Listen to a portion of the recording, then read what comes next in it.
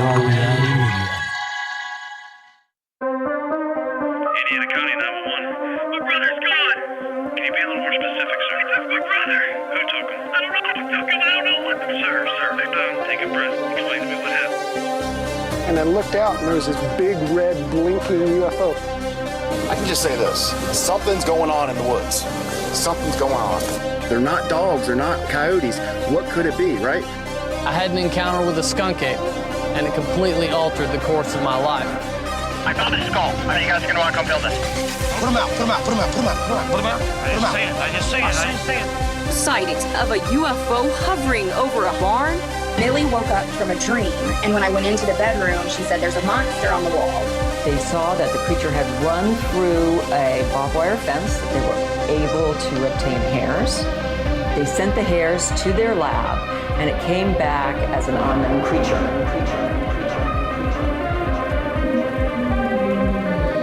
Bizarre Encounters with Shayn Orin.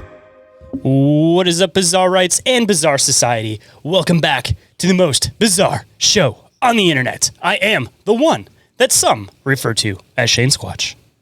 And alongside me, as usual, I have the big bad boo daddy himself, Sir Orin Felix. Welcome to the show, sir.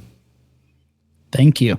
That was like really dramatic. Are you working on your like movie trailer voice there? Well, moving with today's topic, I'm sure that everybody has probably at least seen the cover art, so we're not going to be totally mysterious about it, but we, of course, have to go about these type of topics with a serious manner. So we can joke, of course, a little bit with cryptids. I'm sure we won't be able to hold ourselves back from joking here and there along the way, but at least going into true crime, you have to at least have some type of professionalism, right? So that's our way we can do professionalism, is a not-so wrestly intro. Instead, you get almost like a book reading narrative. You get like an audiobook intro. That's what you get. Hey, this show is just the model of professionalism. So, I mean, it totally works. Inspired by a true crime novel, just for you, my friend. There you go.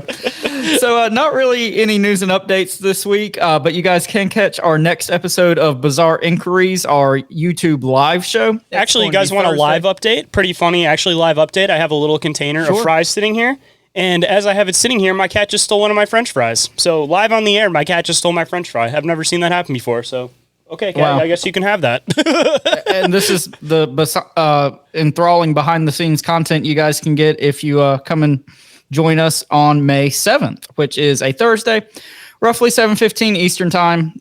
Bizarre Reality Media YouTube channel. You guys know the drill at this point. Send articles, videos, questions, anything you want us to inquire about, just shoot it our way and we will talk about it. And also join us in the chat during the episode. I also want to give a big shout out, by the way, to Kelly, who submitted a clip for the last episode of Bizarre Inquiries. Yes. He also submitted one that we're going to be using on a future episode, but we just wanted to show that he finally broke the ice, so hopefully more of you guys will submit some of your clips, because we absolutely love being able to talk about some of this stuff, because, we kind of know it's in our radius, so, submit those clips. And again, I wanted to give another shout out to Kelly for submitting the first clip for Bizarre Inquiries. As crazy as that sounds, we've been running the show for almost a year, and it took a year for somebody to submit a clip. Well, hey, maybe this has opened the floodgates and it'll just keep coming at this point. Cross my fingers. Ayo.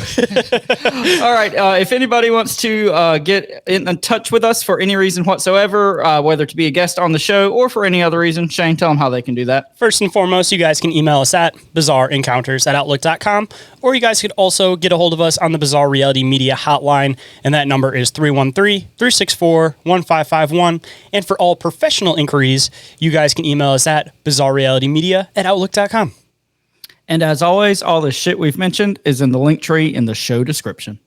And moving on into today's topic, as I had mentioned coming in the beginning with our, semi-professionalism as much as we can do, of course, we're going to be moving into some different topics with, considering we've been talking a lot recently about like a cult and a lot of this other weird philosophy behind things. It kind of seems like it might be kind of a good direction to move in. So without further ado, I want to get into some true crime with Orin, and hopefully we can shine a little bit of a different perspective on this stuff, considering that we're coming from it with a little bit different of a background than most true crime stuff. Yeah, so like you said, Shane, we've kind of hit all the big cryptids at this point. We've hit a lot of the big UFO stories. We've done some conspiracy stuff, a lot of folklore. So I think it kind of makes sense to dip our toes into true crime and things of that nature a little bit. So we're going to start with a big one. We're going to start with maybe the biggest true crime story. We're going to start with, as everybody knows from seeing the cover art and clicking on this episode, the Zodiac Killer. Bum, bum, bum. Bum, bum, bum. So, Shane, unless you got anything else, I will go ahead and get us started. I don't have any buttons today because I'm trying to be professional, so I'm just going to make mouth sound effects for you guys today. So okay, that'll be way more professional. It's a lot more limited, so I can't be as ridiculous with it. So maybe it's a good thing. Oh, I'm sure you can find a way. All right, so jumping in. The Zodiac Killer is like widely regarded as like one of the most infamous serial killers in American history. He was active in the San Francisco Bay Area from December of 1968, at least through October of 1969. He is known to have murdered at least 5 people and seriously injured at least 2 others. And he's also known for like numerous letters and ciphers that he sent to local newspapers. And some of these ciphers have still not been solved even today. And as a lot of people know, you know, there's countless books and movies and documentaries and things of that nature about the Zodiac. But even like 60 years later, the killer's true identity is still unknown. Even though everybody claims to have it figured out. You know, every documentary you see, they're like, we have hard evidence that this is who it was. But I think that's why, you know, this case is so famous and has such legs, is because, you know, 60 years later, nobody still knows. And like you said, everybody's got an opinion about it. So. Yeah, it's kind of one of those cases that lives in like infamy, kind of like the Black Dahlia murder, that it seems like it's getting to the point now where we've gotten so far away from it, then more than likely the person that originally committed the crime is probably gone by now. So it's going to make it that much harder to actually figure it out. Like the Golden Gate the Golden Gate Killer, that was one that was like almost at that point where if that we would have waited another 10 years to figure that out, probably never would have figured it out because the guy would have been gone. It just would have been this case that lived in infamy forever. So I feel like this is going to be one of those ones that everybody will have it figured out, but you never really know for sure because you can't really ask anybody. Well, like I said, that's what makes it kind of interesting. So unless you got anything else, I'm going to start jumping into some of the attacks. Don't let me pull you away from it too much on this one. All right. So we're going to talk about the first confirmed Zodiac attack. And this happened approximately 11 p.m. on December 20th of 1968. And the victims were a 17-year-old boy named David Faraday and his 16-year-old girlfriend, whose name was Betty Lou Jensen. And these two kids were kind of getting to know each other, if you will, at a local lover's lane. Getting visited by the Mothman, you know, maybe. Usual, maybe even a Sasquatch. But anyway, this lover's lane was on the outskirts of a town called Vallejo, California. And other than the Zodiac case, the thing that this town is most known for is it's the home to a U.S. Navy base called Mare Island Naval Shipyard. So remember that for probably the next episode in this series. I'm going to come back to that. Oh, also to throw it in, by the way, for all the listeners out there, I'm assuming I'll probably have it in the cover, but this one will be split up, by the way. So for anybody that wants to catch the second part, make sure you guys come back next week. Yeah, the second part will make no sense at all unless you've listened to this one. Usually as that goes. Yep. Sorry, I'm coughing down on some root beer float here. Wrong pipe. You all right over there? Oh, I just had to let out a hard cough, and I didn't want to do it into the microphone. Okay. Made me laugh while I'm trying to drink something that's carbonated, man. All right. So as this young couple were parked, they were parked off of Lake Herman Road. And this road was named after a man-made reservoir in the area. And it's kind of interesting to note that multiple Zodiac attacks took place either near man-made bodies of water or lovers' lanes. And again, this is something I'm going to come back to later. So a few minutes later, a local woman named Stella Borges was driving along Lake Herman Road. And she saw Faraday's vehicle and 2 bodies like laying on the ground outside of the car. So she rushed to the nearby town of Benicia, California, and she reported what she had seen to the police department there. So members of the Benicia Police Department, the Vallejo Police Department, and the Solano County Sheriff's Department arrived at the scene. And when they got there, they found Jensen and pronounced found her and pronounced her dead. But Faraday was like somehow still alive. So he was rushed to the Vallejo General Hospital, but he was pronounced dead on arrival. So after crime scene analysis, the police concluded that the attacker had most likely pulled up his car next to Faraday's car and approached from the passenger side. And it looked like Faraday and Jensen were attempting to exit from the front passenger door of the car. And while they were trying to get out of the car, Faraday was shot behind the left ear at point blank range. And remember that as well. So it appeared that Jensen was actually able to get out of the car and attempt to run away. But she was shot in the back 5 times, and one of the shots pierced her heart, and she collapsed 30 feet away from the vehicle. So it was also determined that the weapon used was most likely a 22 caliber semi-automatic pistol, and they found several 22 caliber shell casings around the crime scene. So due to the fact that neither the vehicle was stolen or any personal property appeared to be missing, and Jensen had not been sexually assaulted in any way, the police kind of assumed at this point that the attacker could have been a rejected suitor of hers. And remember that point as well. And it was also speculated that it could have just been a, quote, demented person who just wanted to kill. And they really didn't have any leads or suspects at that time. So the investigation just kind of stalled out very quickly. So Shane, do you have any thoughts or anything to throw in before we move on to the next section? I don't want to jump too far ahead with some of the ideas that I want to jump with on this one, because I'll wait till we get a little bit farther in. But I just want to throw in just an original thought on this one that obviously everybody knows this guy was never ended up being caught. He tended to go after these younger couples that were in these locations doing things, So, I don't know if it's really been thrown as part of the profile, but I've always been kind of curious if maybe it could have been some type of a religious fanatic, for example, that kind of knew that kids were trying to, get off in this area. So they almost kind of see it as maybe correcting deeds or something like that. Because one of the things that I always found the most fascinating about the Zodiac Killer was the fact that he's this really melodic killer that plans things out, but at the same time, the kills are spontaneous, where it's just two kids will drive up and he just will do it, leave them there, and then take off on it. But there's all this planning behind this extremely spontaneous thing. It's just psychologically, it's just a very strange series of murders. It's personal and impersonal at the same time, kind of. Yeah, exactly. And that's why I said I kind of get into the point where I don't feel like it was almost personal enough that even maybe this one was his first suitor.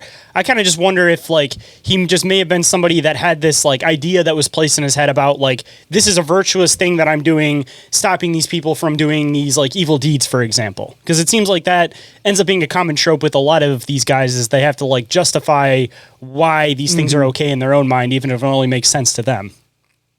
So a lot of the possible motivations and connections and things like that we're going to touch on in a little bit. So I'm going to plead the fifth, no pun intended, on all that till we get to those sections. Like I said, I don't want to jump too far ahead. I just want to lay down some ground ideas at least. Yep. All right, so we're going to move on to the next confirmed Zodiac attack.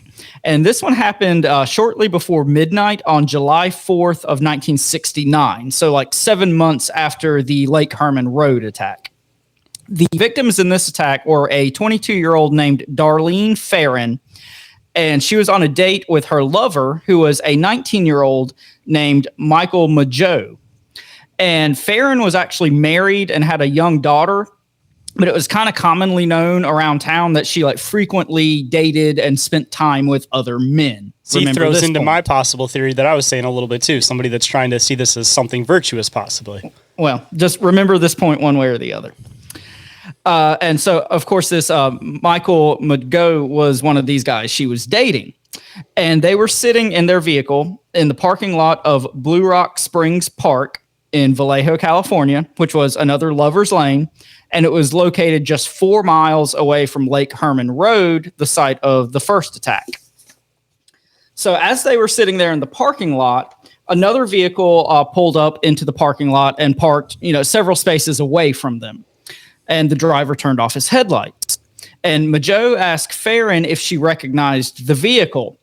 And allegedly, we hadn't had one of those in a while. I should make a button of that. I just need to take us of old episodes and just make a compilation of all the times we've said that.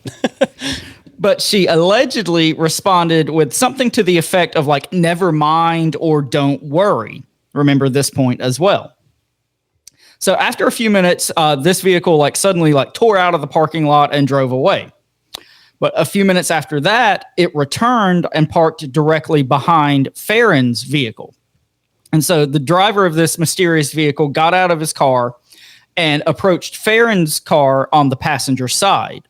And the man was carrying this large flashlight and shining it into Farron's car. So Majo assumed that this guy was a police officer and rolled down his window. Well, when this guy got to the passenger door, without saying a word, he just began firing like several shots at Majo. And after he had shot like several shots into his back and neck and even like his face, the attacker then shot Farron several times. So he then began like walking away back toward his car. But at that point, Majo like suddenly shouted out in pain, and the attacker turned around and shot each of them an additional 2 times before, returning to his vehicle and speeding away. So it was about 10 minutes later, and 3 local teenagers drove by and like noticed this whole grisly scene. So they drove to the Vallejo Police Department and reported what they had seen. And officers from the police department, were sent out to the park. And when they got there, they found Majo, quote, lying on the ground slightly behind the open passenger door. He was somehow still alive and coherent, but Farron was barely breathing at this point. And so they were both rushed to a nearby hospital called the Kaiser Hospital. When they arrived at the hospital, Farron was pronounced dead, but Majo was rushed into surgery. And this is kind of interesting, I think. At approximately 12:40 a.m., so like not long after this attack took place, the Vallejo Police Department received a phone call. And according to the switchboard operator who answered the call, the caller said, quote, "I want to report a double murder. If you go 1 mile east on Columbus Parkway to the public park, you will find the kids in a brown car. They were shot with a 9mm Luger. Remember that. I also killed those kids last year. Goodbye." And it said that how he said goodbye was like in this like really creepy, drawn out manner, like goodbye or something like that. So interestingly, this call was traced to a payphone that was located less than 1 mile from the police station, which is pretty crazy if you ask me. Super ballsy. I was going to say, I find it kind of fascinating that I know it was before the term like serial killer was really like super coined, because that was around like the 1970s that was like really getting popularized and used around like the FBI and stuff. But the whole aspect of like the serial killers that are like the ones that are prone to using like weapons, like not normal weapons, but like firearms specifically.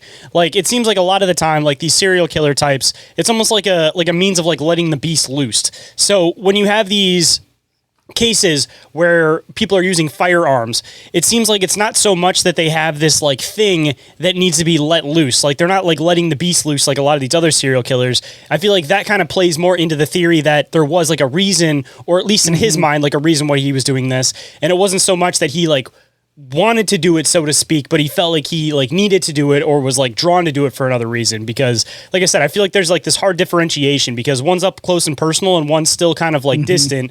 And if this guy was like the normal like serial killer type, like how most people kind of observe him in their head, I feel like the firearm thing is just like a very like standoffish way. Like it just seems a lot more melodic, like they have a different purpose other than like the murder itself when they use a firearm. Well, that is a perfect segue into our next section. So after he recovered from surgery, Majo was actually able to provide the police with a description of the attacker. And he said that he was, quote, a heavy-set white man, remember that, around 5'8" tall. He estimated the assailant's weight as 195 to 200 pounds, with a large face and curly light brown hair. The killer wore dark clothes and no glasses, end quote. And this is kind of interesting, I think. At one point, Majo allegedly said that the attacker's name was Richard. And, this could go back to when he asked Farron if she, or not Farron, was it Farron? Yeah, I'm sorry, Darlene Farron. When he asked her, did she recognize the car? And she said, don't worry about it, or it's okay, or whatever she said.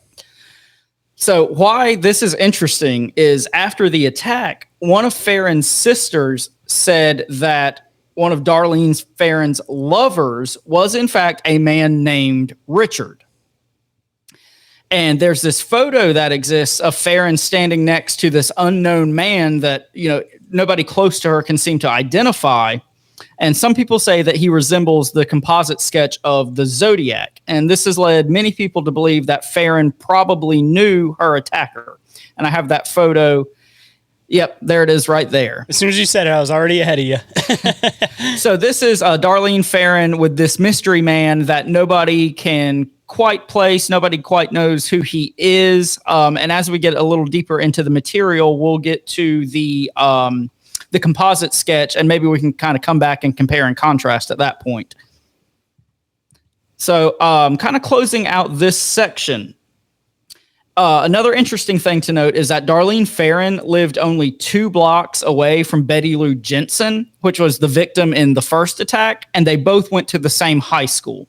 So kind of like you were saying, Shane, there's a lot of potential motivations and weird connections, especially between these first 2 attacks. Do you have anything to add here? I mean, also going back into, at least going off that picture, if there is any type of validity to the fact that maybe that is potentially the guy.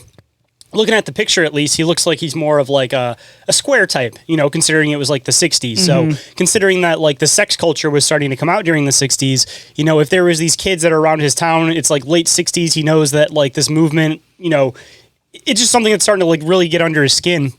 It could be, like I said, something melodic where he feels like he's doing something good. Like he's trying to stop, this like sexual movement because he thinks it's evil and then it's bad because he's like this really square, like uptight type of guy who's assumably probably grew up in like the 50s, for example, if he's like in his 20s or so in like the late 60s. So just going off of that, I mean, it could also kind of fit the stereotype of some possible motivations behind this too.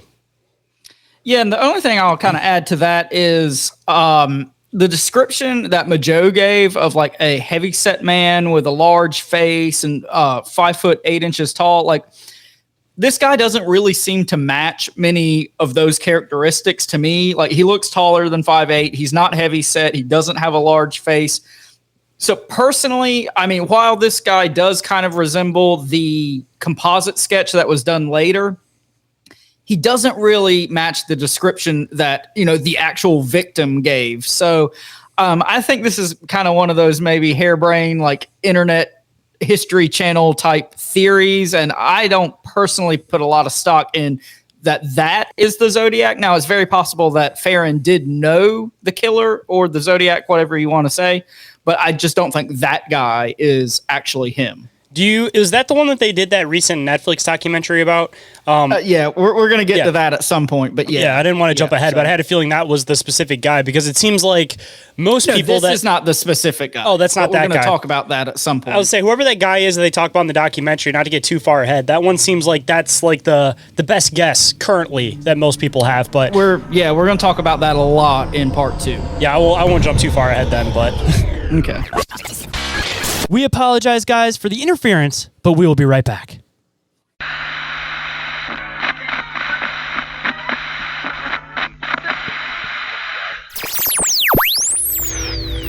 And now back to the show. All right, so now we're going to talk about some of the letters and ciphers that the Zodiac sent. So on August 1st of 1969, 3 Bay Area newspapers received these mysterious letters. And they were the San Francisco Chronicle, the San Francisco Examiner, and the Vallejo Times-Herald. And in these letters, the writer kind of took credit for the Lake Herman Road and Blue Rock Springs attacks. And he even included like this specific information that had not been released to the public at that point. So this kind of led the police to assume that the writers of the letters truly was the guy who was responsible for the attacks. And the contents of the letters were pretty much verbatim, but each of the letters included a unique cipher. And a cipher is a coded message that uses symbols. And so supposedly when this cipher was solved and combined, it would reveal the identity of the attacker. And I have a picture of the cipher here, or one of the sections of the cipher anyway. Let me bring it up here. See the full thing? Yeah. Okay. So actually, the top one is the first section, the middle one is the second, and the last one obviously is the third section. And these were the different sections of the cipher that were sent to the different newspapers. So as you can see, they're kind of just nonsensical symbols. Do you have anything to add on this before we jump back in, Shane? They don't necessarily like look like anything like specifically like they're kind of strange. There's like some that almost look like Viking runes. There's ones that literally just look like mirrored letters. Yeah, some of them are just like shapes, like triangles and squares and whatnot. So yeah, just like a random collection of different symbols and characters. See, and I think this is some of like the hardest ciphers to actually figure out because, you know, like a lot of ciphers, there'll be some type of like key where it's like once you kind of figure out one, you can kind of use it to figure out the rest. But if you're creating the cipher where basically like everything is just its own random symbol or character and none of them look like they specifically go together, then, I mean, just because you figured one out doesn't mean you're going to figure out any of the rest or you can figure out any in a chain. Like, I feel like that's some of like the hardest ciphers to figure out. And even some of these look like very similar to each other, which could even make it even more complicated when you're doing it. Because, yeah, I remind these two are supposed to be the same in the same line, the P and the P.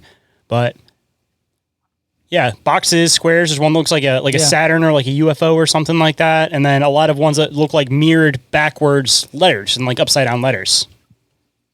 Yeah. So jumping back in the letter that came with these ciphers, the writer demanded that these ciphers be printed on the front page of each of these three newspapers, or he would, quote, cruise around all weekend, killing lone people in the night, then move on to kill again, until I end up with a dozen people over the weekend. And he signed this letter with this strange symbol that kind of resembles like a crosshairs from a gun. And this symbol would kind of soon become what was synonymous with the Zodiac. There's one right there too.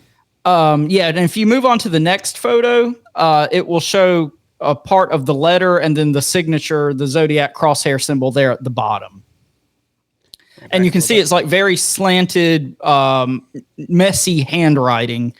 It's like not like this guy took a lot of care in writing the letter, which kind of goes back to what you were saying, as the ciphers are obviously like meticulously planned out and meticulously written, but the letters seem like really sloppy and heavy-handed and just done quickly. So like you said, some real weird dichotomies with this case, even so far. Just to throw something in here. So this was the 60s. So I know that I'm always throwing this as theories, but this always goes into this stuff like perfectly. The whole idea of like MK Ultra being something that was happening at this time. I mean, who knows where like the backstory was to this guy, how he got into the point where he was interested in writing ciphers out. But you have people like the Unabomber, for example, that I'm not saying that they were like directly linked into MK Ultra, like they were like an agent that was taken. But, you know, the Unabomber, back when he was in college, he signed up for this like science experiment, not realizing what it was exactly. And they didn't tell him what it was. And essentially they like scrutinized him, they like made fun of him, they like subjected him to all these different tests, which eventually kind of led into the development of like his psyche, you know, eventually wanting to, you know, write out all of his thoughts down and blow up all these different things, his manifesto and everything. Yeah. So just considering that this guy is using ciphers, it's around the time of the 60s when MK Ultra and stuff was going on. We don't have much of a background to this type of stuff. Like, I'm almost kind of curious if there might be some like MK Ultra ties to it. Maybe not directly, but maybe like he could have been somebody that was messed with during these MK Ultra type experiments, and this could have been some repercussions from messing with somebody's head, you know? So I didn't come across anything specifically tying it to MK Ultra, but I mean, I had to stop this series at California too, just to throw that one in there. That was like where most of that stuff was being developed at too. But anyway, like I had to stop this at 2 episodes because like I see how people get like just obsessed with the Zodiac and go down all these rabbit holes. Like this could have ended up being like a 10-part series and it never would have been done. So, but anyway, I didn't come across anything specifically with an MK Ultra connection. But in part 2, when we talk about some kind of suspects and theories and things like that, I think there is some things that kind of could touch back on that. So keep that in mind for next week's episode. Dude, like just a weird thing to think about, man. Back in the 60s, that was when they were like really testing this out, like random people coming into bars and they just put like acid in people's bars and start like into people's drinks and start like interrogating them and stuff like that. Like, you know, they didn't know like the full potential of that, how it reacts on the human psyche. So there could potentially have been these like little ticking time bombs that are just everywhere. And it was just a matter of time before they just finally snapped because they just were pushed to the peak of whatever it was. Like I said, even just the simple thing with the Unabomber, like he thought he was doing this college experiment and it lasted 3 years of him just going in, writing a paper, and then basically getting made fun of for writing this paper that was all of his like thoughts and ideas put down onto it. Like just little things like that people don't even realize. Like, you know, I feel like just again, the time and place of this, I feel like a lot of these people could just be remnants left over from some of these experiments without having a direct tie to it. Yeah, I think there definitely could be something there. A lot to unpack for sure. But jumping back in, this guy kind of requested in his letter that the ciphers be printed on the front page of the newspapers. And they were, the newspapers, that is, were initially reluctant to acquiesce to these demands and print the ciphers. But on August 3rd, the San Francisco Chronicle and the San Francisco Examiner published this like joint edition of the paper that contained all 3 sections of the cipher. And the article that accompanied the ciphers referred to the writer/attacker as the cipher killer. Well, a few days later, the ciphers were actually solved by a local Bay Area couple named Donald and Betty Harden. And the Hardens solved the cipher by correctly assuming that each of the symbols or characters corresponded with an individual letter and that the word kill would be included somewhere in the cipher. So basically, they figured out like repeating characters so they could figure out the word kill, and then just by like trial and error, they figured out the rest of the letters and symbols from figuring out the word kill. So they sent their solution to the cipher to the San Francisco Police Department, and the police department had it verified by the American Cryptogram Association. And the solved cipher reads, quote, "I like killing people because it is so much fun. It is more fun than killing wild game in the forest because man is the most dangerous animal of all.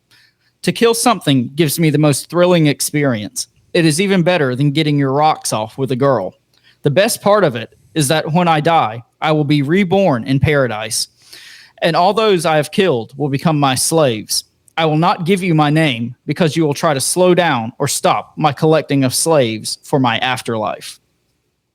So do you have anything to add about the contents of that cipher before I move on? Again, going into the idea that this guy had a reasoning in his mind on why he was doing this thing, or flipping onto the other side, man, some more MK Ultra programming, man. It definitely seems like it could potentially be possible. Yeah, this guy definitely has some bizarre thoughts about things. Let's just leave it there. In the wording for it, very specifically, making reference to the most dangerous game and stuff like that. And that, like, I don't know, I just find it. It's obviously very like melodic. Like, I don't think this is some guy that's purposely like making these spelling errors or doing any of this stuff without precisely planning every single thing out, which I find, again, fascinating with the fact that his kills are spontaneous, but yet everything is so purposely planned out so melodically. Mm-hmm. Like, it's fascinating. Yeah, like I said, personal and impersonal at the same time. But jumping back in, also to throw this in here, sorry, I don't mean to side trail again, but this was also 60s. So the 1970s was when the whole like aspect of like serial killers and everything really started getting influenced into like the FBI and really starting to get investigated. So these kind of cases that come out around this time, which again would have been around the time that they were doing all this weird like mental programming on the general public, it almost kind of makes you wonder if this could have been something that was potentially planned to be a push for people to like want to put some motivation or like, yeah, we love the FBI. We love the people that are investigating this. Like, you know, we really need those people out there because we don't want people like this out in the world. Like, it seems like there was a lot of these cases that were happening around this period that it almost kind of makes you wonder if some of them potentially could have been like a push to scare the public so that they would want to put more funding into into the organizations doing these investigations. So kind of piggybacking off of that, like something I came across in my research, and it's not specifically in the notes, so I'll just throw it in here.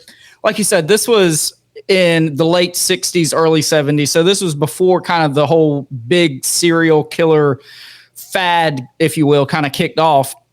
And something I came across said that kind of, this case and the Manson family murders were kind of the two things that made people start like locking their Manson doors. Is definitely MK Ultra. Like, no doubt in my mind, that dude was like 100% programmed. So that's already like one of the biggest cases we already know has a connection.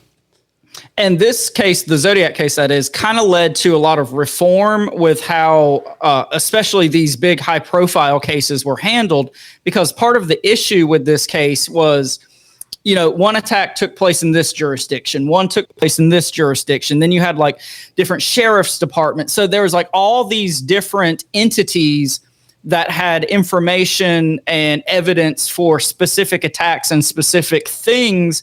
But, the resources and all the evidence wasn't really pooled. And so a lot of like the FBI coming in and taking over cases like this was because of kind of how this was handled, and that there just was no precedent to things like this at that time. So like I was kind of saying, it could be a potential move to make it so that there could be more government overreach on things, because it seems like most of the time when they try to deploy actions like this, they can't just outright do it. They have to scare the public into wanting them to take control over things, which is like prime example, like the whole 9/11 thing. I know people feel a million different ways about that, but after 9/11, before 9/11, everybody was like, yeah, you're not checking me before I get on a plane. After that, all the conspiracies that go around it, everybody basically just gave up your complete rights to that. After COVID, everybody wanted to give up their rights to like freedom of speech. Like, you have to scare people to give up these things. You can't just intentionally take them. So the whole government overreach taking over all these jurisdictions was never going to work unless they scared the public into wanting something like this or having a reason for it. If you remember probably a year or so ago at this point, when we talked about DB Cooper, which was kind of, again, the same time period, we speculated that that was maybe like some government plant that got them to, institute stricter airport security and things of that nature. So this would kind of follow along with that same train of thought. Ironic how all these cases seem to like go together without us planning that they go together, but you start diving into them and you realize that there's these weird connecting pieces and that they fall at these specific times. And like I said, it wasn't even thrown in that there was like, any type of like government opposition with this one, but the more we're diving into it, the more it kind of seems like there could have been some type of, planning behind this or intention behind it. If nothing else. Exactly. Yeah. Even just to simply like letting it go a little bit longer just so that they would have the ability to have this overreach. Yeah, for sure. All right, so kind of closing out this section on the cipher. So due to the fact that when the three sections of the cipher were combined, it consisted of 408 individual symbols. It's since become known as the Z408 cipher. And like we kind of already touched on, the cipher itself and the letters contain several seemingly purposeful misspellings.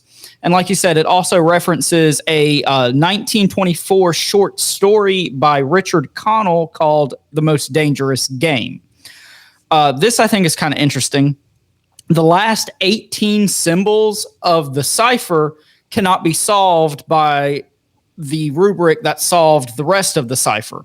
And they appear to just be nonsensical collections of letters. So it's been suggested that these last 18 symbols could represent some sort of like secondary cipher. And this could be the part of the cipher where the killer reveals his identity, and it almost acts as like a signature to the letter or the cipher. But there's been almost like it switches halfway through. Kind of, is that how you're explaining it? Like the cipher switches part of the way through? The very end, like the last 18 characters. So, I read the passage earlier that like these people solved whatever the cipher, and it is this whole paragraph long, but the last 18 characters cannot be solved using what solved the rest of the cipher. So they're saying like this could be a secondary cipher that has a different key, and this is where the killer like reveals his true identity, because he says in the letter, if you crack the cipher you'll know my identity, but he doesn't actually say his identity in the part that was cracked and solved. I was trying to look up Zodiac Killer as like a typed out letter just to see if it was like simply just him signing like the Zodiac Killer or something like that. But yeah, I don't think that's enough characters, because that would have been like really funny and ironic, because was this before they were using that terminology, or he said that he wanted to use that terminology of Zodiac? We're going to get there in just a second. Okay, I won't jump ahead then, but yeah. All right. So following up on that point, on August 4th of 1969, the San Francisco Examiner received this like follow-up letter from the Zodiac. And this one began with, "Dear editor, this is the Zodiac speaking." So this was the first time that the Zodiac Killer used the Zodiac identity in a public manner. So again, this is like right off the heels of him sending the ciphers and the initial letter, but in the initial letter, he did not refer to himself as the Zodiac. And in this letter, it also contained additional information about the Lake Herman Road and Blue Rock Springs attacks that had not been released to the public. And it even referenced the Z408 cipher directly, saying, quote, "When they do crack it, they will have me." So again, that kind of lends credence to the idea that these last 18 characters could be some sort of signature or something to that effect.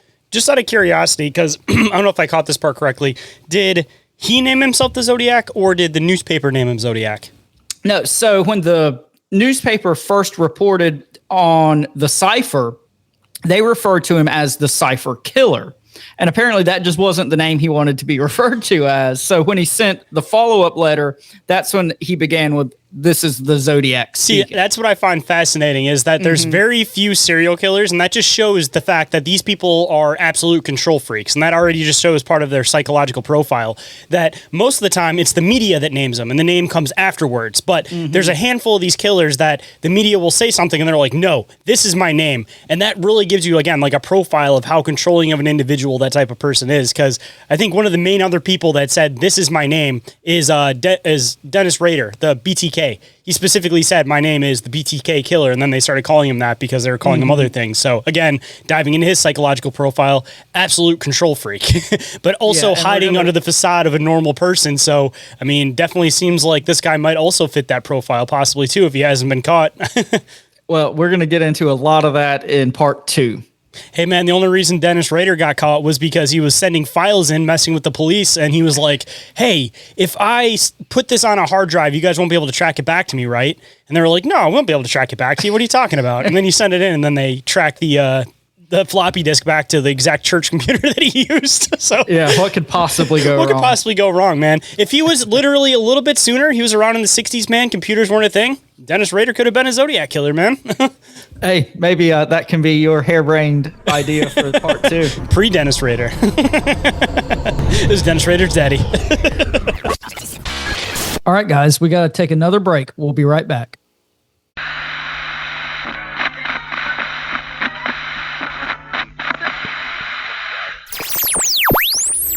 And now we're getting back to the bizarre. Okay, so we're going to now move on to what I think is kind of the strangest and most interesting of the Zodiac attacks. And this one happened on September 27th of 1969. And the victims were 2 students at Pacific Union College named Brian Hartnell and Cecilia Shepard. And on the afternoon of the day in question, these 2 were going to visit Lake Berryessa, which is another man-made body of water, and it's located about 80 miles north of San Francisco. And while they were at the lake, they were just kind of relaxing on a blanket near the shoreline when they heard movement nearby. And they looked up and saw this man who appeared to be watching them from behind a tree. Well, a short time later, this man emerged from behind the tree, except now he was wearing an executioner-style hood with the Zodiac crosshair symbol embroidered on the front of it, and he had like clip-on sunglasses covering the eye holes. And he began walking toward Hartnell and Shepard carrying a gun. And I have like a rendering of this character in this scene, which is pretty wild looking. Hey, I have a very serious question. Did you read comic books growing up? Not really. Well, you may not be familiar with this character, but I want to know who did it better. Was it Spider-Man with the Bagtastic Bagman? Or was it the Zodiac Killer? Because I think both of these looks were definitely influenced by each other. I mean, that's pretty good. I got to go with the Zodiac just because he has the clip-on sunglasses. That really puts it over the top. That really, it's not the Fantastic Four suit. It's definitely those clip-over sunglasses that bring the whole thing together, man. I think so. It really ties the ensemble together. He kind of just looks like he's going to hold up a liquor store, which kind of makes it that much scarier. Well, kind of piggybacking off of that, The man told Hartnell and Shepard that he was an escaped convict from Deer Lodge Prison in Montana, and he was on the run and heading toward Mexico, and that he was going to have to steal Hartnell's wallet and his car. So Hartnell threw his wallet and his keys toward this guy, and then the attacker responded by saying, "I'm going to have to tie you up." So he then pulled several pieces of pre-cut plastic clothesline from his back pocket and instructed Shepard to tie up Hartnell. So again, this is very methodical, very thought out, very predetermined behavior here. He knew what he was doing. He had cut these strips of plastic clothesline. He had them in his back pocket. He knew this is what he was going to do and how he was going to do it. I want to throw in the fact that considering, again, how melodic this guy is, I find it very strange that out of anything he possibly could have worn as face coverage, he chose a bag.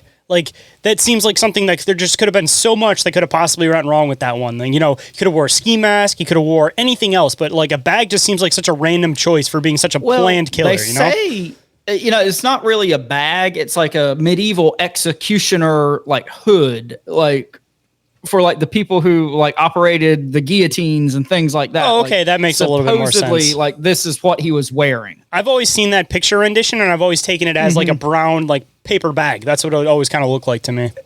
He was part 2 Friday the 13th Jason. Yeah, exactly. Baghead version. Baghead man, bagtastic bag man. So anyway, at that point, the man tied Shepard's hands behind her back, and he retied Hartnell's hands and made the bindings tighter. And he then told them to lie down on their stomachs so he could hog tie them. And at this point, Hartnell began resisting and fighting back. And apparently this just did not do it for the attacker. It pissed him off, and he pulled out a knife and he stabbed Hartnell 6 times and Shepard 10 times and just walked away without saying a word. What's interesting about this is he came up to these 2 kids with a gun in his hand, but when it was time to kill them, he stabbed them.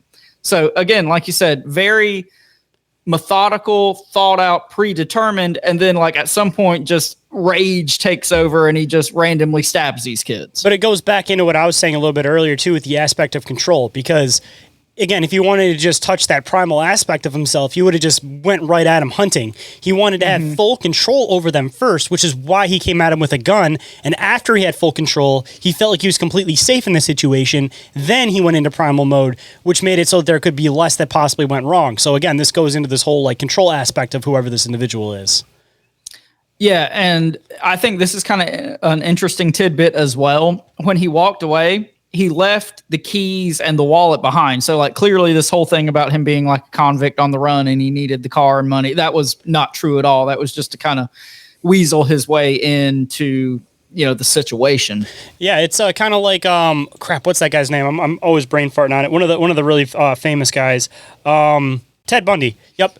He was really, really famous for doing this thing where he would pretend like he had a broken arm, for example, and he would go up to women and be like, "Oh, I broke my arm. I just need some help with this type of thing." It's this tricking people into these vulnerable positions where if he comes at this guy and he says, "I want your wallet. I'm doing this. I'm gonna take this from you," then those people instantly put their defense down of, "Oh, I'm about to get killed," and they instantly shift into the mindset he of, just wants my money. This person just wants my money. I'm gonna be fine. So instantly, just because of that setup, they're instantly going to be way more submissive than if they instantly thought you were going to kill them. So it's, again, the same tactic that somebody like Ted Bundy was using, for example. You got to get people's guard down so that you can set them up in that position so that you don't put yourself in a vulnerable position while trying to do the attack. Well, and again, prior to this, it seems like people were much more trusting and less afraid of people and situations than they are now. Dude, so, talk about some of the children killers back in the day, dude. People want to wonder how that stuff could happen. It was kids were raised back in the day that if somebody, said, "Hey, I have a little bit of work that I need some help with. You want to hop in the car and help me?"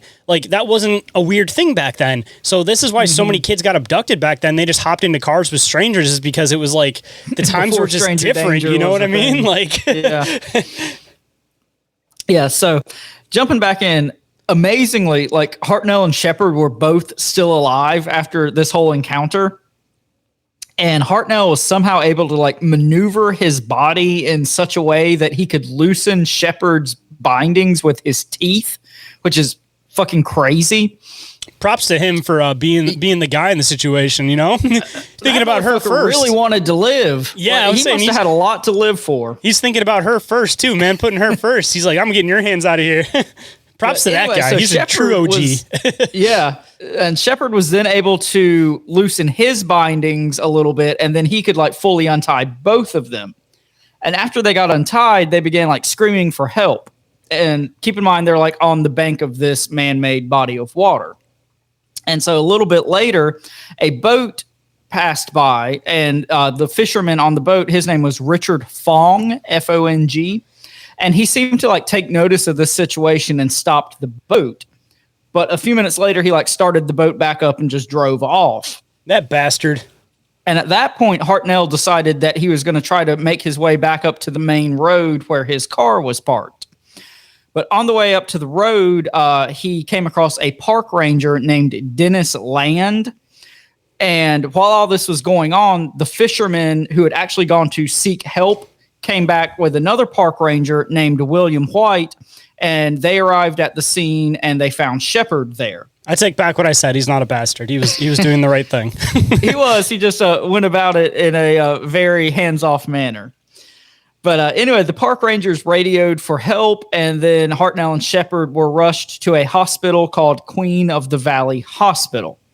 And when they arrived there, Hartnell was still conscious, but Shepard had slipped into a coma, and she died a couple of days later. So when the officers arrived at the crime scene there at Lake Berryessa, it had already been compromised because one of the park rangers had like removed all of the physical evidence from the crime scene and like moved it to park headquarters. So again, this is one of those things like now everybody knows don't mess with crime scenes, keep everything pristine and untouched. And, you know, this guy thought he was like doing these guys a favor by collecting all this stuff up and moving it to the headquarters. So just another reason like how like all the types of investigation and police work changed a lot after this particular case. Dude, have you ever dived into the Black Dahlia murder and how that literally could have been solved if it wasn't for all the reporters touching and messing with everything? Mm-hmm. Like, oh my God, that one was like awful, dude. Like the reporters and that was even earlier than this. Yeah, right? That was back in the 1940s. Yeah, they tampered with every single piece of evidence to the point where it's like they really just couldn't even have anything to follow, dude. It was ridiculous. Like, see, that's the messed up part about this is like, you know, if there was potentially a psyop, it's kind of like there's a good purpose for it, but like the government overreach, it's kind of like, but on the other side, it's kind of like, yeah, like things wouldn't get solved if it wasn't for some of this stuff. So it's kind of like a double-edged sword on some of this stuff. Yeah, for sure. And you know, people talk about, well, why aren't there serial killers nowadays? It's like, well, Dahmer, yeah, you can because of technology and everything. Like Dahmer, that's what, the early 90s, early mid 90s. That was probably like the last time you could get away with that. And yeah, at this point, once you kill one or two people, like they're going to catch you. Like you just can't your stay face on the is run. Recorded everywhere. Yeah. There's drones in the air everywhere. People have cell phone tracking where all they have to simply do is if you say theoretically like kidnapped and tried to kill somebody, you know, their family could give access to the phone records and know the last like GPS location of the phone. They could track you down from there. Like it's almost like I feel like impossible for these types of events to happen. Definitely. But going back to just like the 70s, dude, these numbers got so high with some of these serial killers, like the dating game killer. Like they guessed that his number could have been like up in like almost like the hundreds, for example, because he was just going around the country, do something on the side of the road, throw him off to the side and go about the rest of his day. Like it's crazy how much this stuff has shifted in just like the past like 50, 60 years as far as like investigations and stuff go. And again, like a positive thing in the aspect of people aren't able to conduct these types of crimes anymore. But the only thing that we had to give up, like our ability to privacy, basically, to be able to have this safety net, so to speak. Yeah, for sure. Like, I feel like the 70s, 80s, that was probably like the sweet spot, no pun intended, for this sort of thing, because there was enough like media and television, newspaper coverage that people could like put these pieces together and really sensationalize and popularize. They could still control the narrative too, because it was mainly through TV.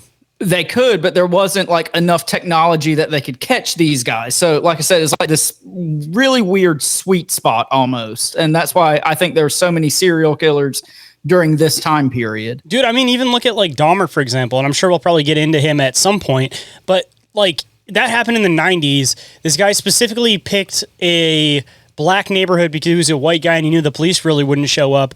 And he was literally like had bodies on bodies on bodies in an apartment where the whole entire like apartment building could smell it. The next door neighbor was like fully like knew something was going on in his apartment. And they just like passed it every single possible time. Like they almost caught that guy like 6 times and they just like passed it along. Like it's crazy to think about how many of these serial killers, when you look into their story, had these like 4 or 5 moments where they were like caught and they just like weaseled out of it and went and continued on with what they were doing. Keep that in mind when we get to the next section, because that's kind of going to come back up. It's crazy, dude. Yeah. All right. So kind of jumping back in, even though the crime scene had been compromised, officers discovered that the Zodiac had written a message on the passenger side door of Brian Hartnell's vehicle. And the message read, quote, Vallejo, 12/20/68, 7/4/69, September 27/69, 6:30, like the time 6:30, by knife. And yeah, I've got the photo there. You've got it pulled up. And again, as you can see, it was signed with kind of the Zodiac crosshair symbol. So also, just to throw this in for any of the audio listeners out there, I do have all of these pictures that Orin's talking about in a PDF file. So what I'm going to try to do, because I know I won't be able to include all of them in the cover art, is I'm going to try to include a link to the PDF file. So if anybody wants to be able to go down and check out all these images as we're talking about them, you guys will be able to go down to the show description and find them, by the way. Yeah, I think the pictures really added a lot to this one. Like some of the topics we talk about, you can kind of just, muddle your way through it with describing things. But I think the pictures are really, really important to this one. And if you guys want to, you guys could always watch on video. I'll make sure that I post this one up on the YouTube and the Rumble. But if you guys are watching or listening on audio, I'll try to make sure that I include a file down the bottom so you guys can at least scan through these pictures when you guys are done listening to the episode, maybe. Yeah, for sure. So also at the crime scene, the police found several footprints, and eventually they figured out that the footprints came from a type of shoe known as wing walkers, like on an airplane. And they were called that because this type of shoe was, quote, designed to enable wearers of the shoes to walk on the wings of airplanes. And they were commonly issued to members of the U.S. Air Force, but they were also issued to civilian personnel that worked at military bases, and they were also sold at military surplus stores.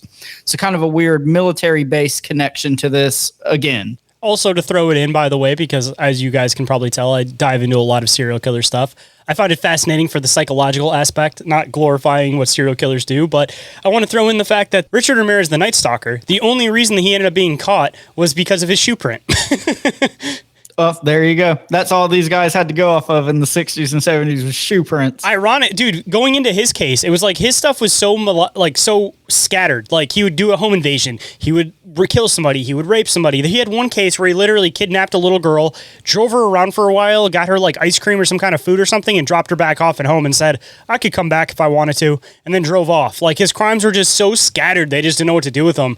And the only connecting piece they ended up finding was the shoe print that was exact to like one specific person. Like they got it down to like only like one person wore this exact shoe size and this exact fit and stuff like that. And that was the only reason they were able to catch this guy was with the shoe print. So it's kind of crazy that even just leaving something as simple as you climb through a window and there's like a vague shoe print, like like I was just talking about with the Night Stalker, could be your downfall after being so melodic with all this type of stuff. Well, and this is one of the best pieces of evidence they have toward the potential identity of the Zodiac is like this shoe that exists for this very fucking specific purpose. And it's kind of only available and, even widely known to a very specific group of people. And people want to talk shit about a Bigfoot cast being evidence. Yeah. And we're going to get back to some of the possible reasons why this guy could have had those shoes when we get to part 2. And I mean, even going into just another train of thought, thinking about this, and again, maybe this is something that wouldn't have been in like the psyche of a person that was doing these types of crimes back in the day, but like nowadays, if people really wanted to like throw somebody off, if they're trying to be really melodical or really smart about shit, they can wear like a very specific shoe to somebody that's completely not them and purposely wear the wrong shoe size and like totally just fuck the cops up if they're going that hard off of shoe prints. You could have like those fake Bigfoot, like wooden feet print apparatuses, but like for shoes. Commit all of your murders in clown shoes. There you go. Then they think the Nephilims did it. They'll think fucking Shaq's doing it. Just got to make sure you do it in your Shaq's house. All right. So at approximately 7:40 on the night of the attack, the Napa County Sheriff's Department received a phone call. And according to the guy who answered the call, the caller said, quote, "I'd like to report a murder. No, a double murder. They are 2 miles north of park headquarters. They're in a white Volkswagen Carmen Ghia. I'm the one who did it." And then it seemed like the attacker like set the phone down, but like didn't hang it back up. But eventually they were able to trace the call to a car wash that was located half a mile from the sheriff's department. So again, this is the same thing he did before. Commits this murder, goes basically to the doorstep of the police department and calls in this call, like basically taunting the police. At this point, I feel like he's doing this stuff on purpose to the point where he's probably like walking past the police station and like waving at him, smiling at him or something like that to go to these places just as like a test. Like a fuck you almost. Like an auxiliary rush. You know what I mean? That they're like that fucking close, but they can't catch you. Like I guarantee you this guy was probably like waving at the police, walking past the police station, just being like a kind, normal citizen. Keep that in mind. All right. So a little bit more in this section. When officers arrived at this phone booth, they found the receiver like still unhooked, and they found several fingerprints and palm prints, but they couldn't like connect them to any known suspect. But they kind of like did handwriting, crime scene analysis, whatever you want to call it, with the car door. And they figured out that this probably was the same guy who had committed the previous murders and, you know, written the Zodiac letters. And after this story appeared in local newspapers, 3 female Pacific Union College students came forward, and they said on the same day as the attack, they had also encountered a suspicious, mysterious, whatever you want to call it, man at Lake Berryessa. And they said that they had gone to the lake to sunbathe. And as they were parking their car, a man pulled into the parking lot behind them and like kind of parked nearby. But later they were like out on the banks of the lake sunbathing, and they noticed this man at a distance watching them. And he just kind of stood there and watched them for a while. And then he just like left and walked directly past them and walked out of the area. So these 3 women were able to return to their car and leave the lake, and they didn't have any incidents. But they worked with a cartoonist to make like a composite sketch of this guy. And they described him as 30 years old, 6 feet tall, weighing about 200 pounds, and with a stocky build, and with dark hair parted to the left. And they said he was wearing dark pants and a short sleeve, quote, sweater shirt. And I don't know what a sweater shirt is, but maybe in the late 60s, that was some hot new fad. I'm assuming that it has the feel and the texture of a sweater, kind of like a sweater vest, but it is maybe cut in a crew neck and or t-shirt fashion. Yeah. Very fashionable. There you go. And that kind of goes into this next point. They said that he was, quote, rather nice looking. And I don't know if they mean like he was a hottie or like he was nicely dressed. So if he did have like this sweater vest ensemble on, that could mean that they meant he was just like nicely dressed. Take you from a sock hop to hopping in a sack, and not in the way that you think. And then maybe just stabbing you a little bit. But I've got a photo of the composite sketch if you want to pull that up and take a look at it, Shane. Bring it up right now. So kind of keep this one in mind for when we touch on suspects and whatnot in part 2. Maybe we can pull this one back up and look at it again. Hold that thought. We'll be right back after this brief commercial break.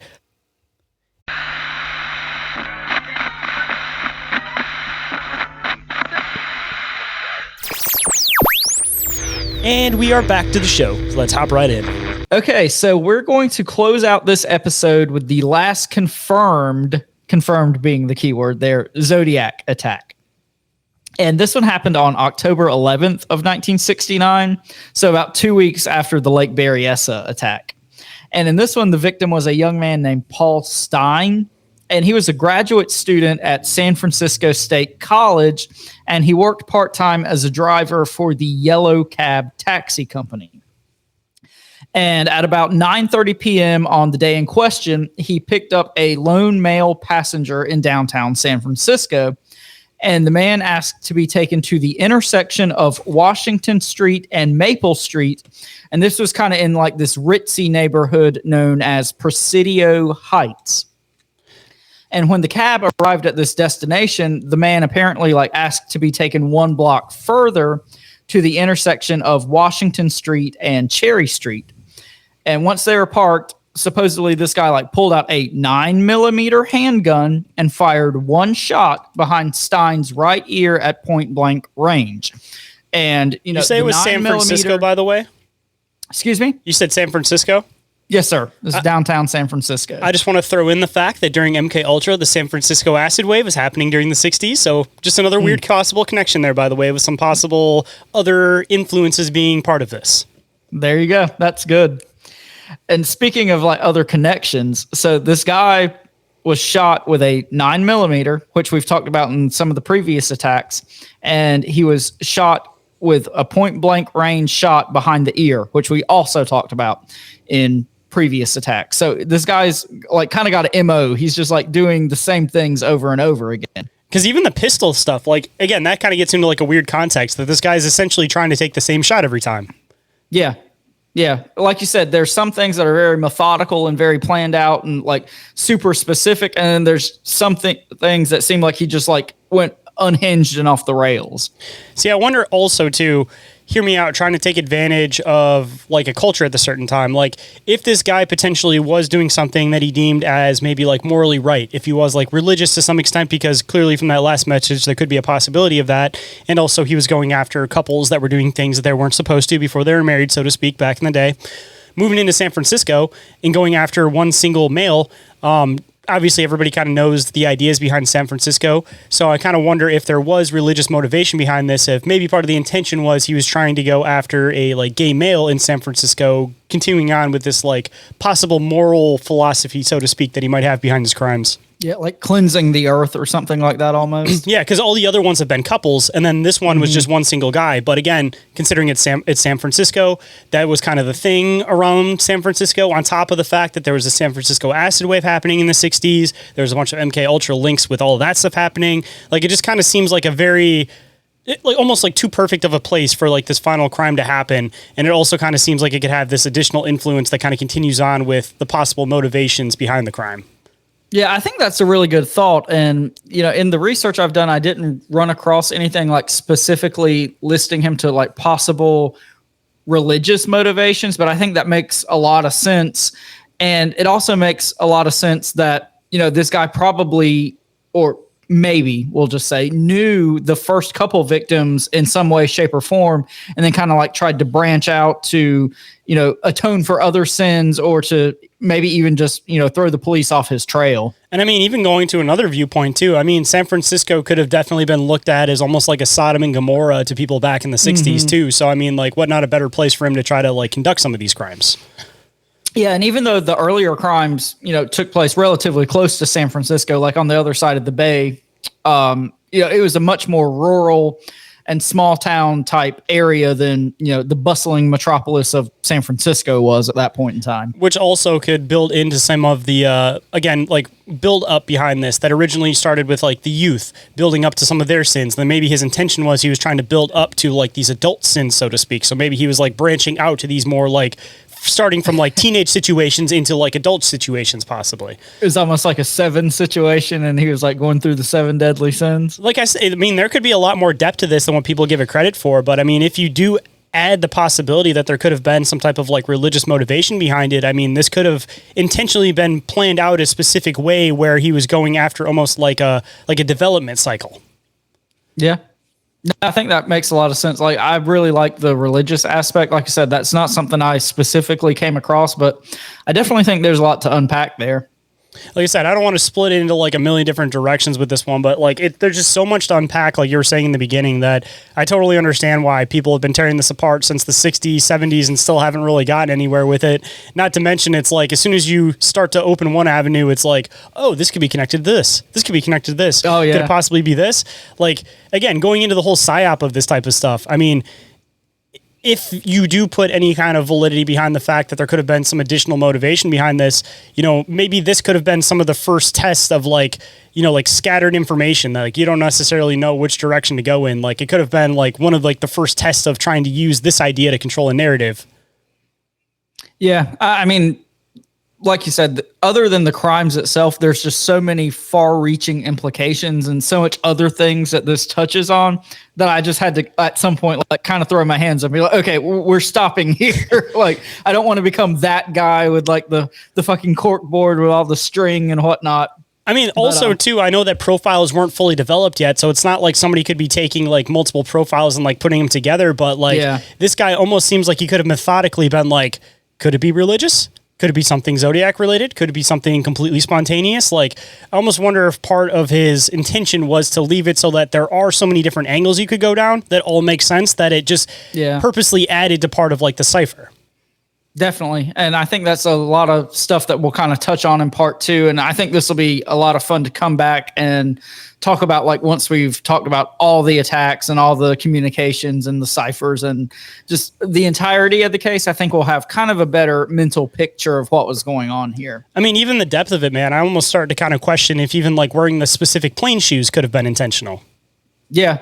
Like we said, everything on the front end of these attacks seems very methodical and very planned out. And then just when he gets in the heat of the moment, he just kind of loses it. But jumping back in. So after the Zodiac shot this Paul Stein gentleman, 3 children across the street that lived in this apartment building, they saw the killer like rearranging Paul Stein's body behind the steering wheel of the taxi cab and like arranging him in this upright position. And he then like closed the door of the cab, wiped it down, and began walking away north on Cherry Street. So these kids called the San Francisco Police Department, and they reported supposedly what they had seen as a man wearing a, quote, dark or black jacket. And the police dispatcher, you know, either made a huge mistake or was super racist, and he alerted officers to be on the lookout for a black man.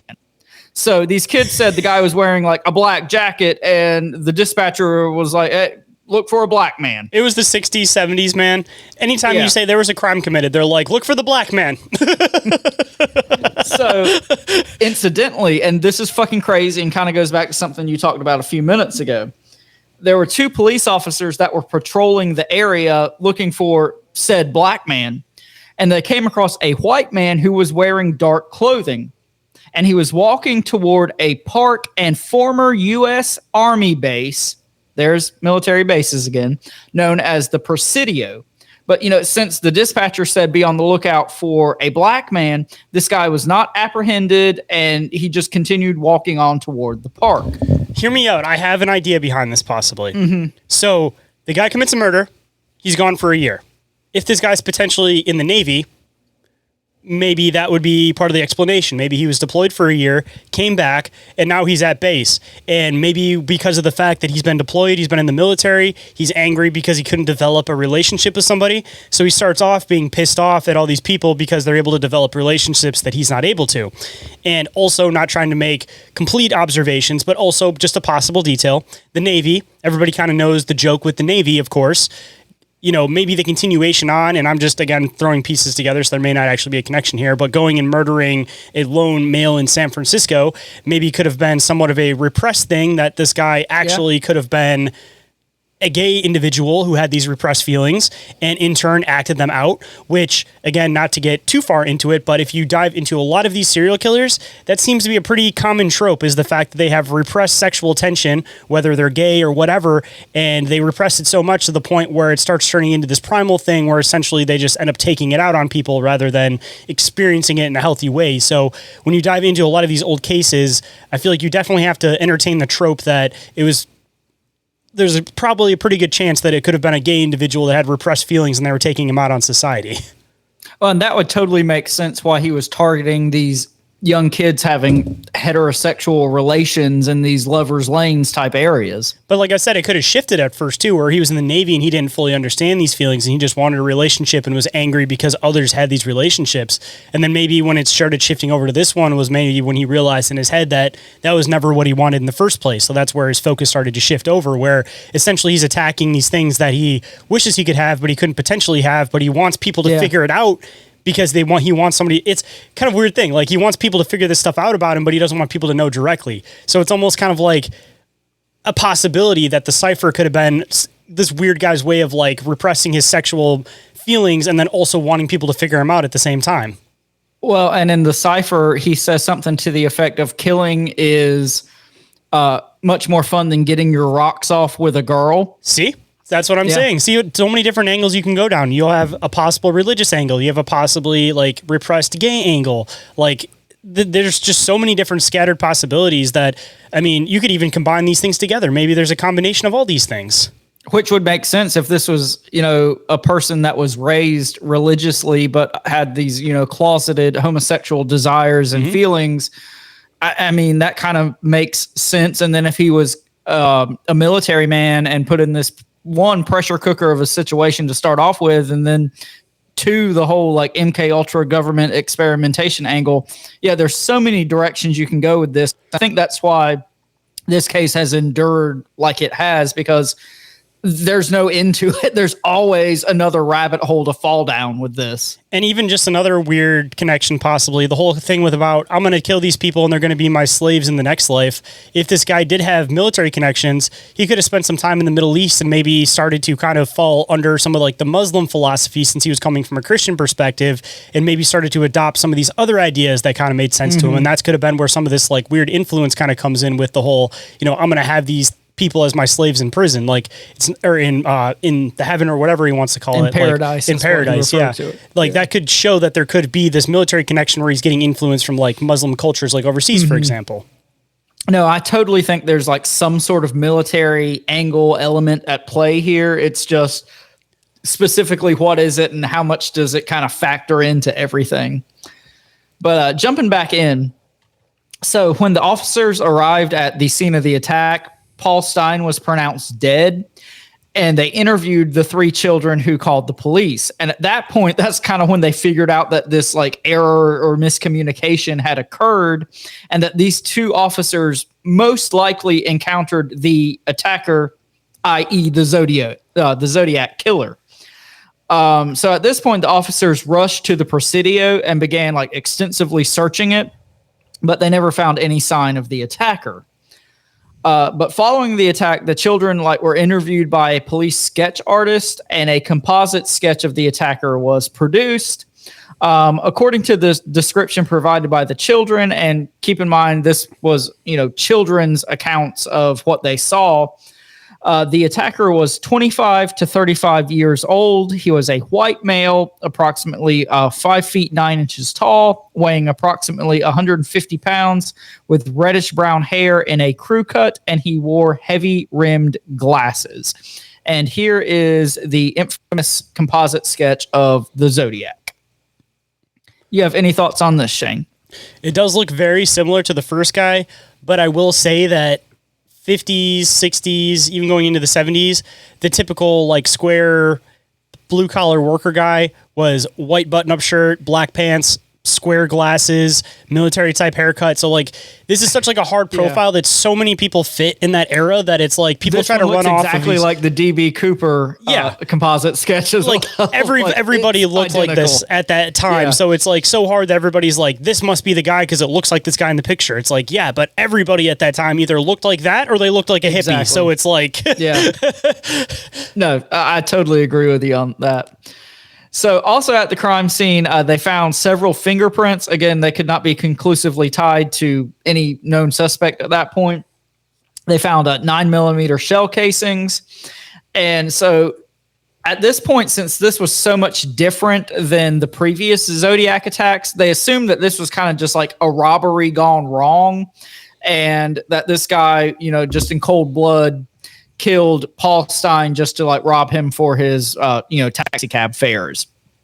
But anyway, on October 13th of 1969, so 2 days after the attack, the San Francisco Chronicle received a letter from the Zodiac.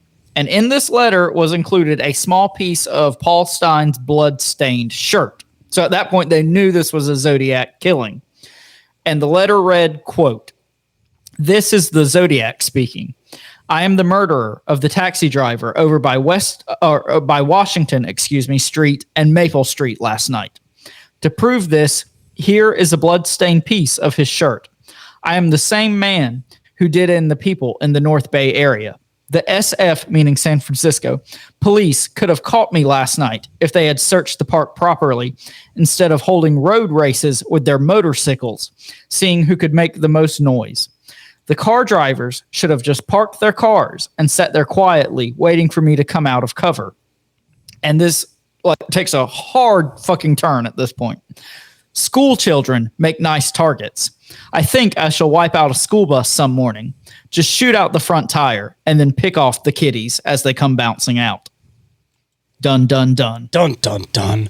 I want to point out the fact that even going again into how precise this guy's trying to be, even the Unabomber, the reason that he was caught was because in his letters, his brother recognized these certain ways that he would talk, these certain his pet phrases. Yeah, certain ways of talking. If you've noticed with the Zodiac Killer, it seems like he's trying to talk as basic as possible, but trying to leave the information in there. Like he seems like the way that he's saying things, he's trying not to like give any additional flair or anything extra. Like he's almost trying to talk like robotic or like melodically about certain things, and then he'll like get to like one little key phrase at the end where he'll put like a little bit of character in it. So I'm assuming that little bit of character is what's intended to be the clue, and the rest he's trying to make it so that he's throwing you off. Or on the flip side, if the guy's thinking on a whole other level, he's trying to distract you into looking at the part where he's writing, where he's putting a little bit of emphasis on it, because the real clue is hidden in the robotic melodic part.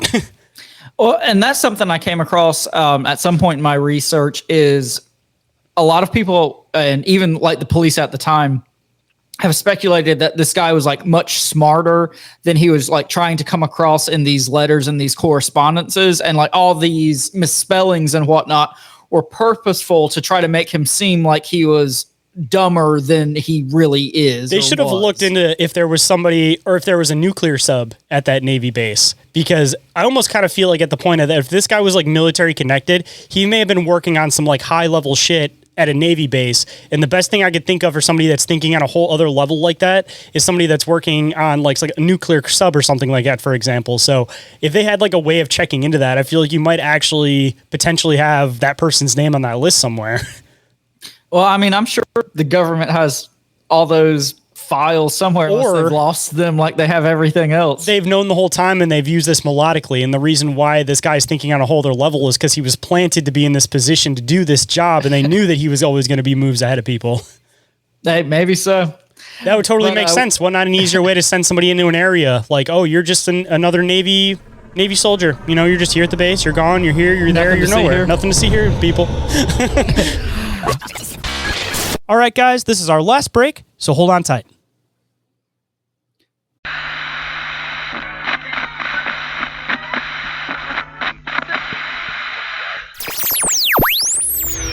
And now back to the show. All right, so I know we've gone a little bit long tonight, but just a few things to close out this section and this episode. You get me talking about psychology, man. I can go for hours. I was trying to hold it back, but I can't help it. So through handwriting analysis, they basically figured out that this was the same guy who wrote the previous Zodiac letters. And, you know, this guy had a piece of Paul Stein's shirt. So this kind of, you know, surreptitiously proved that the same person killed the kids in the previous murders and Paul Stein, because, you know, the writer of the previous letters knew all this information that had not been released. And then, you know, with the bloodstained shirt, they could kind of piece all this together, that all these murders were committed by the same person. And at that point, the San Francisco Chronicle published a front page article about this letter, but they left out the part about him like shooting school children. But the police department like really took these threats seriously, and they put all these precautions into place. And local police and even like the California Highway Patrol began escorting school buses on their morning routes. And some of the buses in more rural areas were like even monitored by helicopters. Each bus also had a civilian volunteer that rode along, and their job was to like look out for anything suspicious and to take over for the bus driver in case he like got shot or anything like that. And at this point, also the San Francisco Police Department issued an all-points bulletin that contained a updated composite sketch and description of the Zodiac, and he was now described as 40 years old and heavy built. And this is the sketch that's on the right in that previous image we were looking at. You want me to bring it back up? Yeah, if you want to. I mean, I don't think it looks all that different. I mean, they just made him look slightly older. He doesn't look heavy built at all to me. So I don't know why they even bothered, honestly. Give me 1 second. Bringing it back up here. No problem. There they are. Yeah, they look basically identical, if I'm being honest. So the one on the left is the composite sketch that was done based off of the three children's description. And then the one on the right is, the updated one after they talked to the police officers and all that jazz. So, I mean, again, they look exactly the same. I don't know why they even bothered. They should have just started from scratch once they figured out that, like, obviously who they're looking for was not like a 25-year-old, 150-pound person if they described him as heavily built. So kind of odd to me. But again, this is one of those things. All this was like a very new science at this point. And they were all trying to figure out how this kind of shit was going to go. They both look like concerned citizen 1 through 6 in any 1950s sci-fi movie. Yeah, it's just like the most generic, vanilla, run-of-the-mill dude you've ever fucking seen. Like, again, talk about it like a time, though, that you basically either had hippies or everybody looked the same. So it's like developing the science. It's a lot easier now because everybody tries to be so like individual that it's like you don't really come across two people that look the same very often. But like back in this time, man, it's like it's a good idea, but it's like you have this group of people that all look different, and then this group is like it might as well all just be the mugshot of the same guy. Yeah, everybody's got the same haircut, same clothes, same glasses. Doesn't matter. But at this point in time, this was when the Zodiac story really began to like receive national media attention. And they say that's kind of because like the earlier attacks happened in this more rural, small town area, like north of San Francisco. But like once it hit San Francisco, then it hit the big city, and he was threatening children, and that's like really when this blew up.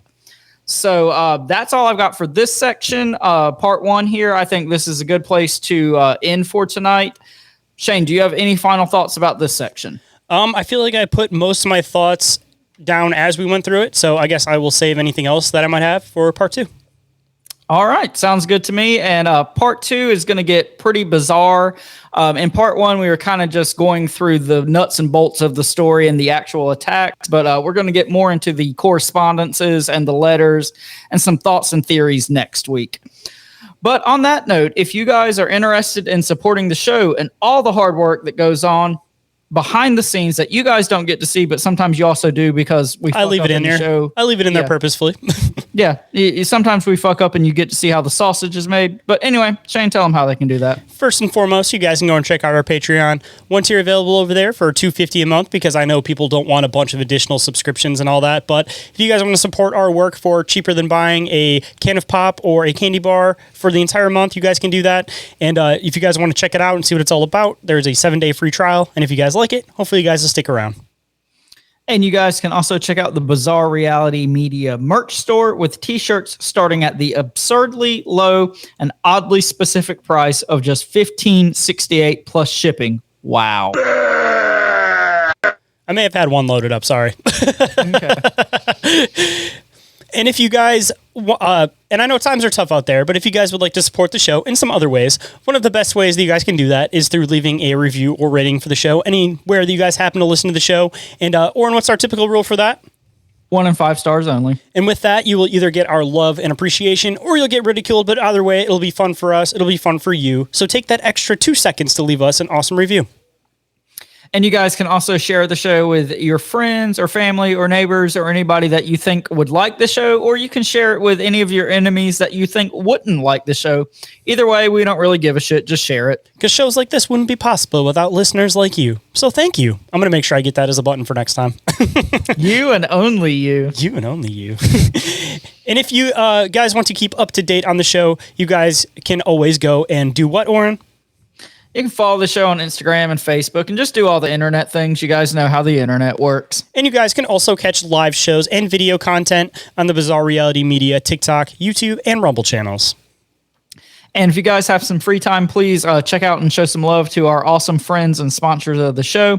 We got our buddies Rick and Hans with I Know Squatch for all your squatchy gear needs. And we got our buddy Joe with Cryptoteology for all your Cryptics. Zodiac Killer Cryptics. He may even have at some point a Zodiac Killer shirt. Maybe. We never know. If he doesn't, he needs to. Yeah, he definitely needs to. It'll be a special edition. And if you guys have even more additional time, don't forget to go and check out our friends with affiliate links. We got Dimension Devices to get some paranormal investigating equipment. And we also got Sticker Mule if you guys want to get some stickers, t-shirts, any of that kind of fun stuff for your business or podcast. $10 credit for you guys available down in the show description. So if you guys want more on that, you guys can go and find it down there, of course. And every single thing that we mentioned is all available in the link tree, which is available down in that show description.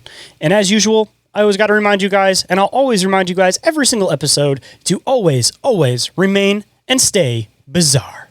Bizarre. Bizarre. What in the hell is a Zodiac? God damn, this some serious gourmet shit.